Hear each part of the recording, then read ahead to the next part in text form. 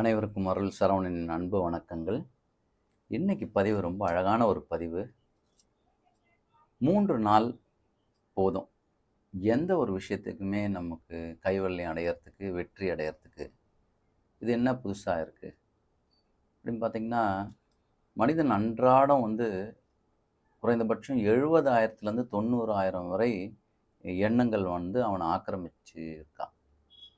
அப்போ அந்த 70,000லேருந்து 90,000 வரையான எண்ணங்கள் எல்லாமே அதில் ஒரு 90% பார்த்தீங்கன்னா, பழியும், வஞ்சனைகளும், தேவையில்லாத நெகட்டிவ் தாட்ஸ் தான் நம்மள ஆக்கிரமிச்சிருக்கான். அதுவும் எல்லாமே உதவாத எண்ணங்கள் தான் நமக்கு ஆக்கிரமிச்சிருக்கு. அப்ப இது ஒண்ணே போதும்னு நீங்க என்ன நெனைக்கிறோமோ, எத சாதிக்கணும்னு நெனைக்கிறோமோ, அதுக்கு இது ஒரு பெரிய தடங்கலா இருக்கு.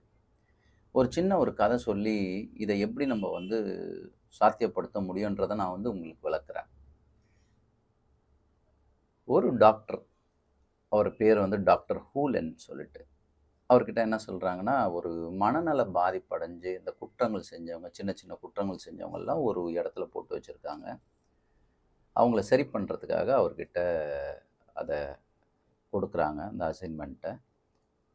சரி, அவர் என்ன பண்றாருன்னா, அவங்களுடைய அந்த காப்பகத்துக்கு போறாரு.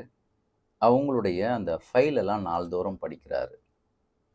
அவங்களுக்கு எந்த ஒரு மெடிசனோ, இல்ல எந்த ஒரு க்யூரோ எதுவுமே அவர் குடுக்கல. ஆனா அவங்களுடைய ரெக்கார்ட்ஸ டெய்லி போய் படிப்பாரு. நாள் முழுக்க இருப்பாரு. திருப்பி வருவாரு. திருப்பி படிப்பாரு. ஒவ்வொருத்தங்களதா எடுத்து படிக்க, படிக்க, படிக்க சிறிது காலம் போக, போக என்ன ஆச்சுன்னா, ஒவ்வொருத்தரா குணமாக ஆரம்பிச்சாங்க.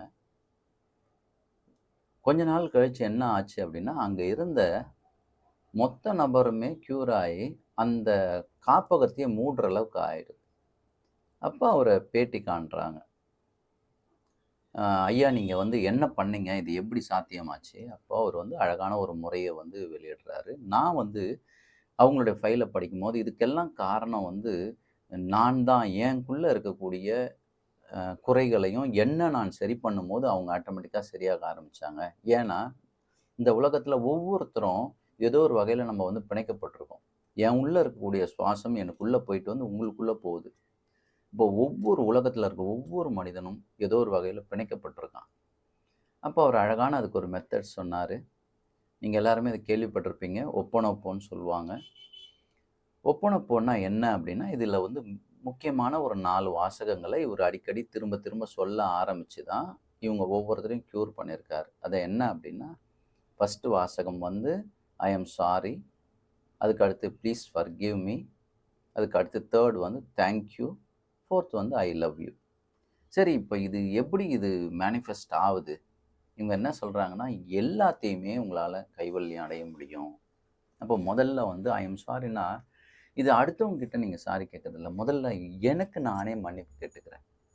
அதே மாதிரி நான் எவ்வளோ பேருக்கு தெரிஞ்சோ, தெரியாமலோ நான் நெறைய பேர புண்படுத்தியிருப்பேன். முதல்ல அதுக்காகவே நான் சாரி கேட்கிறேன். மன்னிப்பு கேட்டுக்கிறேன். Please, I am sorry. அதுக்கு அடுத்து 2வது வாசகமா, ப்ளீஸ் ஃபர்கிவ் மீ. என்ன மன்னிச்சிடுங்க. ஏதோ ஒரு வகையில நான் யாரையாவது துன்புறுத்தியிருக்கலாம். மனதார, உடலால, செயலால. அப்ப அதுக்கு முதல்ல ஒரு மன்னிப்பு கேட்கும்போது என்ன ஆகும் அப்படின்னா, உங்களுடைய கர்மா பதிவுகள் டெலீட் ஆக ஆரம்பிக்கும். அப்ப அந்த கர்மா பதிவுகள்லேருந்து நீ விடுபடுறதுக்கு, நீ மன்னிப்பு கேட்கறதுன்றது ஒரு பெரிய அருமருந்து. சரி, அதுக்கு அடுத்து இந்த 3வதா இருக்கக்கூடிய தேங்க் யூ. ஒவ்வொரு விஷயத்துக்கும் நீங்க நன்றி சொல்லி பாருங்களேன். நீங்க உட்கார்ந்திருக்க ஒரு சேர், இப்ப கேட்டுட்டு இருக்க உங்க காதுக்கு முதல்ல ஒரு நன்றி சொல்லுங்க. உங்க மொபைல் ஃபோனுக்கு ஒரு நன்றி சொல்லுங்க. உங்கள சுத்தி இருக்கக்கூடிய மனிதர்களுக்கு நன்றி சொல்லுங்க. அசையும் பொருளுக்கு நன்றி சொல்லுங்க. அசையாத பொருளுக்கு நன்றி சொல்லுங்க. எல்லாத்துக்கும் உணர்வு உண்டு. எல்லாத்துக்கும் செவிகள் உண்டு.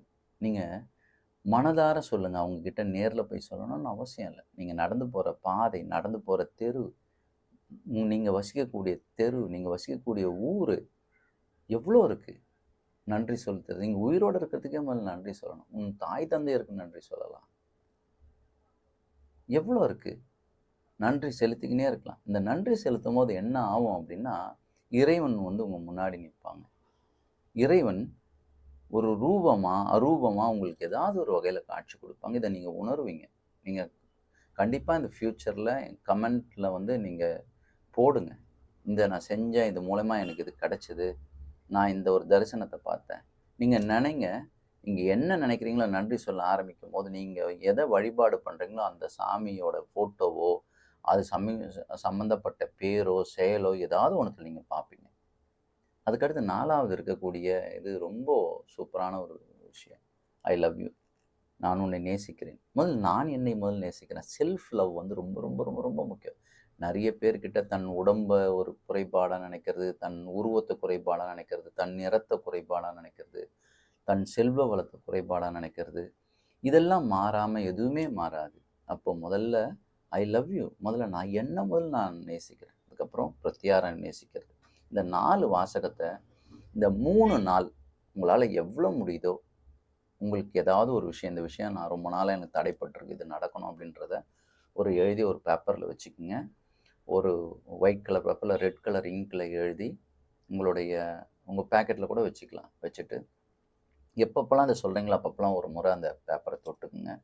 தொட்டுட்டு இந்த 4 வாசகத்த திருப்பி, திருப்பி, திருப்பி, திருப்பி சொல்லணும். இதுல முக்கியமான ஒரு பாயிண்ட் இருக்கு.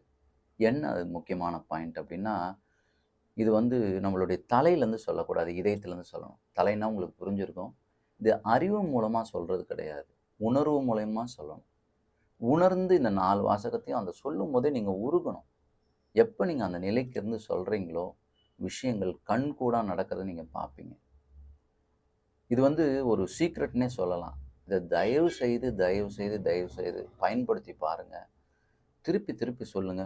நான் வசைத்து சொல்றத விட உள்ளுக்குள்ள சொல்லுங்க. I am sorry, please forgive me, thank you, I love you. 4 நாள் தான். ரெகுலரா சொல்ல, சொல்ல, சொல்ல, சொல்ல பாருங்க. இந்த அனுபவத்த நீங்க பெறும்போது உங்களுக்கே ஆச்சரியமா இருக்கும். இது இவ்ளோ பெரிய வேலைய செய்யுமான்ட்டு.